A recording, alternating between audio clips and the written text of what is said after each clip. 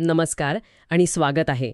आज आपण वि. स. खांडेकरांच्या ययाती या कादंबरीच्या दुनियेत जरा खोलवर शिरणार आहोत. हो, आणि ही केवळ एक पौराणिक कथा नाही, तर खुद्द ययाती नावाच्या एका खूप गुंतागुंतीच्या व्यक्तिरेखेच्या मनातला हा प्रवास आहे. अगदी. आणि या कादंबरीचं महत्त्व इतकं आहे की तिला भारतीय साहित्यातला सर्वोच्च ज्ञानपीठ पुरस्कार मिळाला आहे. बरोबर. खांडेकरांची खासियतच हीच आहे की ते महाभारतातल्या एका छोट्याशा उल्लेखाला उचलतात आणि त्याला एका आधुनिक माणसाच्या संघर्षाचं रूप देतात. हो, ययातीच्या इच्छा, त्याच्या मनातलं द्वंद्व हे इतकं खरं वाटतं मग की ती हजारो वर्षांपूर्वीची गोष्ट आहे असं वाटतच नाही. आणि हाच मानवी चेहरा मला खूप महत्वाचा वाटतो. कारण महाभारतात ययाती भोगीराजा म्हणून दिसतो, पण इथे खांडेकर आपल्याला त्याच्या आत डोकावून बघायला लावतात. प्रेम आणि पराक्रमांची पहिली ओळख या सगळ्या गोष्टींनी त्याला कसा घडवलं हे समजून घेण्याचा आपला प्रयत्न असेल. चला तर मग सुरुवात करूया त्याच्या बालपणापासून. ययातीचं बालपण म्हणजे दोन टोकाच्या अपेक्षांमध्ये विभागलेलं दिसते. हो, एका बाजूला त्याची आई देवयानी, जिला वाटायचं की आपला मुलगा फुलांवर प्रेम करणारा एक हळवार मनाचा कवी व्हावा. ती त्याला फुलांचा राजा म्हणायची, बरोबर ना? अगदी. तिच्यासाठी त्याचं सौंदर्य, त्याची कोमलता हीच त्याची खरी ओळख होती. पण दुसऱ्याच बाजूला होते त्याचे वडील पराक्रमी राजा नहुष. आणि त्यांची महत्वाकांक्षा पूर्णपणे वेगळी होती. त्यांना ययातीमध्ये स्वतःचं प्रतिबिंब बघायचं होतं. ते म्हणायचे, कवी होऊन काय मिळतं? अरे, सुंदर गोष्टींचा उपभोग घ्यायलाही ताकद लागते, तो वीरांनाच मिळतो. आपला ययुष श्रेष्ठ वीर झाला पाहिजे. म्हणजे एकाच वेळी फुलांचं आकर्षण आणि अग्नीचं तेज. हीच त्याच्या आयुष्याची मूळ पटकथा आहे. कोमलता विरुद्ध कठोरता, प्रेम विरुद्ध पराक्रम. आणि ययाती स्वतःच्या मनात या दोन्ही गोष्टी घेऊन जगतो. पण या संघर्षात आणखी एक तिसरा कोण आहे, जो बराच काळ त्याच्यापासून लपून ठेवला होता. त्याचा मोठा भाऊ यती. हो, यती. ही गोष्ट इतकी का लपवली गेली असेल? हेच तर गूढ आहे. यती लहानपणी सर्वसंग परित्याग करून म्हणजे संन्यासी बनून घरातून निघून गेला होता.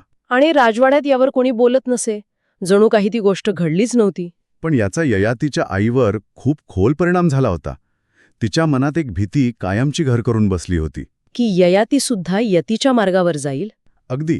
आणि याच भीतीपोटी ती ययातीकडून एक वचन घेते.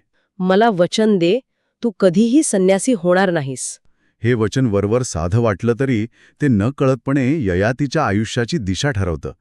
तो पराक्रमाचा मार्ग निवडतो, कारण त्यागाचा मार्ग त्याच्यासाठी बंद झालेला असतो. म्हणजे एका अर्थी त्याच्या आईनेच त्याला योद्ध्याच्या मार्गावर ढकललं. हो, पण इथेच त्याच्या नशिबाची दुसरी बाजू समोर येते. ती विचित्र भविष्यवाणी. हो, त्याच्या जन्माच्या वेळी एका ज्योतिषाने केलेली. आणि ती भविष्यवाणी अशी आहे, हा मुलगा मोठा भाग्यवान आहे, त्याला सर्व प्रकारची सुखं मिळतील, पण तो आयुष्यात कधीही सुखी होणार नाही. काय विलक्षण गोष्ट आहे ही. विचार करा, एका बाजूला आईच्या वचनामुळे त्यागाचा मार्ग बंद, आणि दुसऱ्या बाजूला नशिबाने सुखाचा मार्गही काटेरी करून ठेवलाय. म्हणजे त्याच्यासमोर एकच रस्ता उरतो.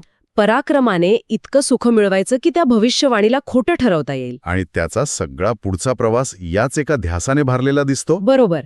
आणि या प्रवासातला एक महत्वाचा टप्पा येतो जेव्हा तो पहिल्यांदा शिकार करतो. हो, एका पक्षाला बाण मारल्यावर त्याला जो आनंद होतो तो क्षण आठवून ययाती नंतर म्हणतो, माझ्यातल्या कवीची हत्या करून त्या दिवशी माझ्यातल्या वीराचा जन्म झाला.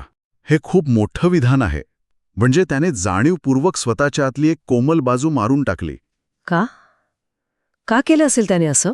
कारण त्याला त्याच्या एका वृद्ध अमात्याने सांगितलेलं तत्वज्ञान पटलेलं असतं. ते म्हणतात, जग दयेवर चालत नाही, ते मनगटातल्या बळावर चालतं. जीवन हे देवालय नाही, ते रणांगण आहे. अच्छा. हे ऐकल्यावर तो ठरवतो की शौर्य आणि क्रौर्य ही जुळी भावंड आहेत, आणि रणांगणात टिकायचं असेल तर दोघांनाही आपलंसं केलं पाहिजे. आणि यात शौर्याची कसोटी पाहणारा एक प्रसंग येतो, तो घोड्याचा. हो, नगरदेवतेच्या उत्सवात एका उन्मत्त घोड्याला काबूत आणण्याची स्पर्धा असते. कुणालाच तो घोडा आवरत नाही. आणि ते पाहून ययातीच्या अंगातलं रक्त सळसळतं. तो ठरवतो की याला आपणच काबूत आणणार. आणि तो करतो सुद्धा. तो अक्षरशः त्या घोड्यावर मांड ठोकतो, त्याला नियंत्रणात आणतो. लोक त्याचा जय जयकार करत असतात. पण विजयाच्या त्या उन्मादात शेवटची फेरी पूर्ण करत असताना त्याला एक मोह होतो. कसला मोह? आपले आईवडील आपला हा पराक्रम पाहून किती कौतुक करत असतील हे पाहण्यासाठी तो मागे वळून बघतो. आणि तो एक क्षण त्याच्यासाठी घातक ठरतो. अगदी. त्याची पकड ढिली होते आणि तो घोडा त्याला हवेत भिरकावून देतो. तो जोरात खाली कोसळतो. पण ही पडझड केवळ शारीरिक नव्हती, नाही का? अजिबात नाही. त्याच्या अहंकाराला बसलेला तो एक मोठा धक्का होता. आणि त्या ज्योतिषाची भविष्यवाणी त्याच्या डोक्यात कुठेतरी घोळत होती. की तू सुखी होणार नाहीस. हो. त्यामुळे लोकांच्या टाळ्या, त्यांचं कौतुक हे त्याच्यासाठी फक्त कौतुक नव्हतं. ते त्या शापावर मात केल्याचा पुरावा होता. आणि तो पुरावा शोधण्याच्या नादातच तो कोसळला. कीर्ती आणि कौतुकाची भूक त्याला नेहमीच त्याच्या मूळ ध्येयापासून दूर नेते. हीच त्याच्या आयुष्यातली शोकांतिका इथेच सुरू होते. आणि याच पराभवाच्या क्षणी जेव्हा तो 8 दिवसांनी शुद्धीवर येतो तेव्हा त्याच्या आयुष्यात एका वेगळ्याच अनुभवाची सुरुवात होते. हो, अलका. त्याची सेवा करणारी अलका, त्याच्या आईच्या आवडत्या दासीची मुलगी. आणि तो क्षण खांडेकरांनी अप्रतिम रंगवला आहे. शुद्धीवर आल्यावर ययातीला सगळ्यात आधी जाईच्या फुलांचा एक मादक सुगंध येतो. तो सुगंध अलकेच्या वेणीतला असतो. हो. आणि त्या सुगंधाने त्याच्या मनात काहीतरी जागं होतं. म्हणजे ज्या कवीला त्यांनी शिकार करून मारून टाकलं होतं तो एका वेगळ्या, अधिक मादक रूपात परत आला का? अगदी तसंच. तो तिच्याशी थट्टामस्करी करतो आणि मग नकळतपणे तिच्या ओठांचं चुंबन घेतो. हा त्याच्या आयुष्यातला एक पूर्णपणे नवीन अनुभव होता. हे बालपणीचं फुलांवरचं निरागस प्रेम नव्हतं. नाही. रणांगणावर मिळणाऱ्या विजयाच्या उन्मादापेक्षा हे सुख वेगळं होतं. ते अधिक वैयक्तिक, अधिक नशेत ठेवणारं होतं. तो स्वतः म्हणतो, रखरखीत वाळवंटातून आलेल्या प्रवाशासारखे माझे ओठ सुकून गेले होते. ते अमृत मी घटाघटा पिऊ लागलो. या अनुभवाने त्याच्या मनात एका नव्या, तीव्र इच्छेचं बीज रोवलं गेलं.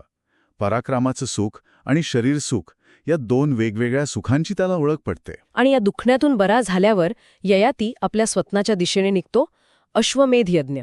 आता अश्वमेध यज्ञ म्हणजे फक्त एक पूजा नाही, तर आपलं साम्राज्य सर्वश्रेष्ठ आहे हे सिद्ध करण्याची एक भव्य लष्करी मोहीम होती, की नाही? हो, अगदी. आपला घोडा जिथपर्यंत जाईल तिथपर्यंत आपलं राज्य. ज्याने अडवलं त्याच्याशी युद्ध.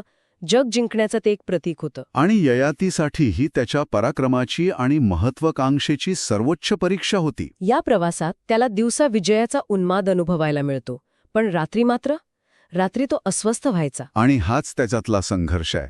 दिवसा तो अजिंक्य योद्धा असतो, विजयाच्या नशेत, पण रात्री एकांतात त्याला जन्म, मृत्यू, प्रेम, सुख म्हणजे काय असे मोठे प्रश्न सतावतात. त्याचा आतला कवी अजून पूर्णपणे मेलेला नसतो. नाही, तो रात्री जागा होतो आणि त्याला बेचैन करतो. आणि मग याच प्रवासात जंगलात तो एक नाट्यमय आणि आयुष्य बदलून टाकणारा प्रसंग घडतो. हो, हत्तीच्या शिकारीचा. एका मध्यरात्री तो शिकारीसाठी बाहेर पडतो.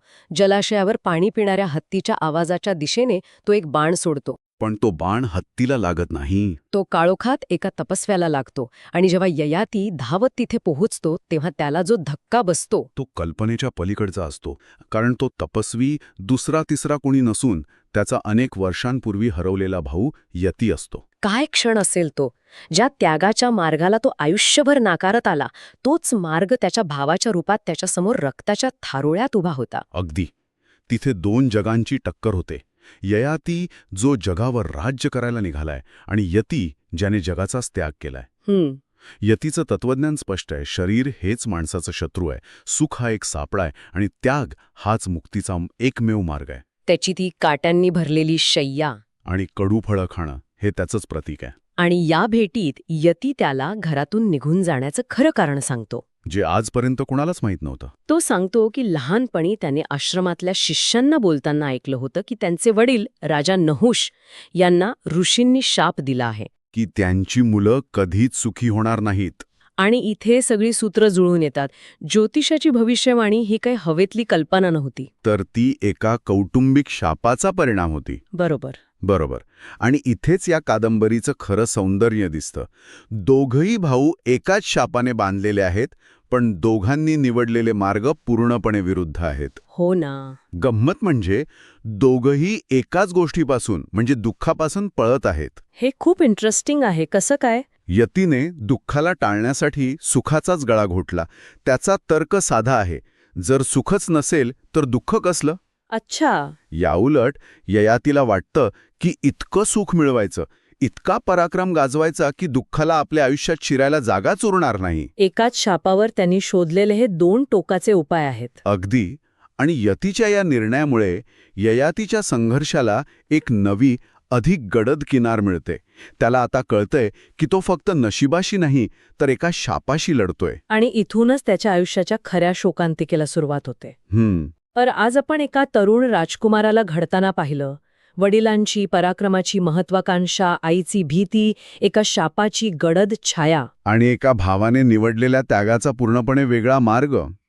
या सगळ्या गोष्टींनी ययाती नावाच्या व्यक्तिरेखेला आकार दिला. त्याचा पराक्रमाचा शोध, सुखाची आसक्ती, या सगळ्याच्या मुळाशी कुठेतरी सुखी न होण्याच्या शापाला हरवण्याची एक छुपी, हताश धडपड आहे. बरोबर. प्रत्येक विजय, प्रत्येक सुख हे त्या शापाच्या तोंडावर मारलेले एक उत्तर आहे असं त्याला वाटतं. ययाती आता एका अशा वळणावर उभा आहे जिथे त्याला कळलंय की त्याचा सुखाचा शोध हा सुरुवातीपासूनच एका शापाने बाधित आहे. हो. आणि यतीशी झालेली भेट त्याच्यासमोर एक आरसा धरते आणि त्याला विचार करायला लावते की त्याचा मार्ग योग्य आहे का. आणि इथेच एक मोठा प्रश्न निर्माण होतो. ययातीच्या मते सुखाचा त्याग करून इंद्रियांवर विजय मिळवूनच खरा आनंद मिळतो.